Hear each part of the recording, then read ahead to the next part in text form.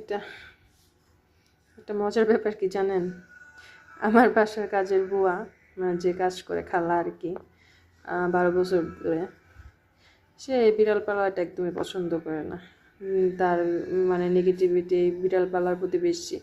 সে positive চিন্তা ভাবনা করতেই পারে না, সব নেগেটিভ চিন্তা ভাবনা।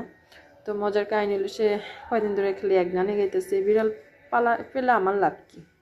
আমার সামনাসামনি বলার সাহস পায় না, কারণ আমি তো কাজ করি বাইরে, ওনার সাথে আমার দেখা কমই হয়। তো আমার ঘরে যারা থাকে তাদের সাথে বলে আর কি।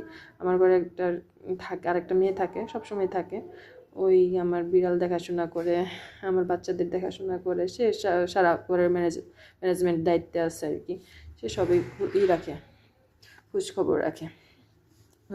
তার কাছে গল্প করতেছে যে আমার বিড়ালটা পেলে আমার লাভটা কি, এই বিড়ালের পিছনে এত টাকা খরচ করি, এর চাইতে বলে এই টাকা পয়সা গরিব মানুষের দিলেও তো লাভ, দোয়া করব, ওই দোয়া ব্যস্ত চলে দিলাম আর কি। কিন্তু আমার তো দরকার নেই, আমি গরিব মানুষের খাওয়াই লাভ কি।